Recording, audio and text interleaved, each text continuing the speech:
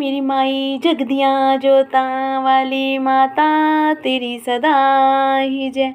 जयकारा माँ शेरा वाली दा, बोल साचे दरबार की जय।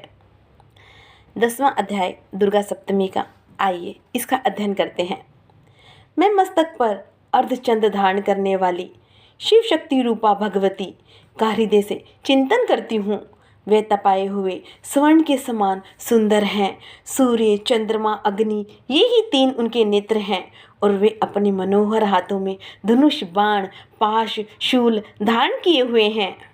ऋषि कहते हैं, राजन, अपने प्राणों के समान प्यारे भाई निशुंभ को मारा गया देखकर सारी सेना का संहार होता जान शुंभ ने कुपित होकर कहा, दुष्ट दुर्गे, तू बल के अभिमान में आकर झूठ मूठ का घमंड ना दिखा। तू बड़ी मनानी कर बैठी है और किंतु दूसरी स्त्रियों के बल का सहारा लेकर लड़ती है। देवी बोली, ओ दुष्ट, मैं अकेली ही हूँ और इस संसार में मेरे सिवा दूसरी कौन है। देख, ये मेरी ही विभूतियाँ हैं और अतः मुझ में ही प्रवेश कर रही हैं।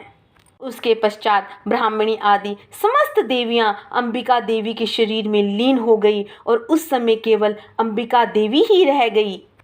ऋषि कहते हैं, तदंतर देवी और शुंभ दोनों में सब देवताओं तथा दानवों के देखते देखते भयंकर युद्ध छिड़ गया। बाणों की वर्षा तथा तीखे शास्त्रों एवं दारुण अस्त्रों के प्रहार के कारण उन दोनों का युद्ध सब लोगों के लिए बड़ा भयंकर प्रतीत हुआ। और उस समय अंबिका देवी ने जो सैकड़ों दिव्य अस्त्र छोड़े और उन्हें दैत्य राज शुंभ ने उनके निवारक अस्त्रों द्वारा काट डाला। और इसी प्रकार शुंभ ने भी जो दिव्य अस्त्र चलाए उन्हें परमेश्वरी ने भयंकर हुंकार शब्द के उच्चारण आदि द्वारा खिलवाड़ में ही नष्ट कर डाला। और तब उस असुर ने सैकड़ों बाणों से देवी को आच्छादित कर दिया। और यह देख क्रोध में भरी हुई उन देवी ने भी बाण मारकर उसका धनुष काट डाला। और धनुष कट जाने पर फिर दैत्य राज ने शक्ति हाथ में ली, किंतु देवी ने चक्र के से उसके हाथ की शक्ति को काट गिराया। तब पश्चात दैत्यों के स्वामी शुंभ ने 100 चांद वाली चमकती हुई ढाल और तलवार हाथ में ले उस समय देवी का धावा किया और उसके आते ही चंडिका ने अपने धनुष से छोड़े हुए तीखे बाणों द्वारा उसकी सूर्य किरणों के समान उज्जवल ढाल और तलवार को तुरंत काट दिया। और फिर उस दैत्य के घोड़े और सारथी मारे गए। धनुष तो पहले ही कट चुका था, अब उसने अंबिका को मारने के लिए भयंकर मुद्गर हाथ में लिया और उसे आते देख देवी ने अपने बाणों से उसका मुद्गर भी काट डाला। तिस पर भी वह असुर मुक्का तान कर बड़े वेग से देवी की ओर झपटा। फिर अंबिका ने शुंभ के साथ बहुत देर तक युद्ध करने के पश्चात उसे उठाकर घुमाया और पृथ्वी पर पटक दिया।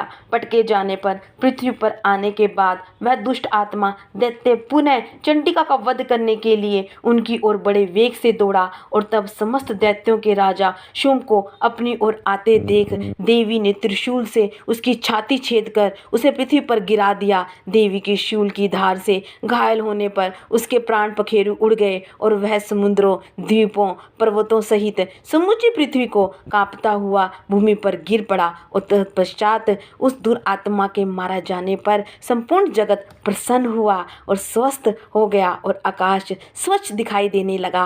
पहले जो उत्पाद मचा रखा था उसने और वह सब शांत हो गए।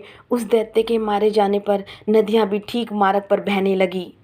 उस समय शुंभ की मृत्यु के बाद संपूर्ण देवताओं का हृदय हर्ष से भर गया और गंधर्वगण मधुर गीत गाने लगे और दूसरे गंधर्व बाजे बजाने लगे और अप्सराएं नाचने लगी। पवित्र वायु बहने लगी और सूर्य की प्रभा उत्तम हो गई और अग्निशाला की बुझी हुई आग अपने आप प्रज्वलित हो उठी और संपूर्ण दिशाओं के भयंकर शब्द शांत हो गए। प्रकार से शुंभ वध से ये 10वां अध्याय समाप्त होता है। प्रेम से बोलो जय माता दी।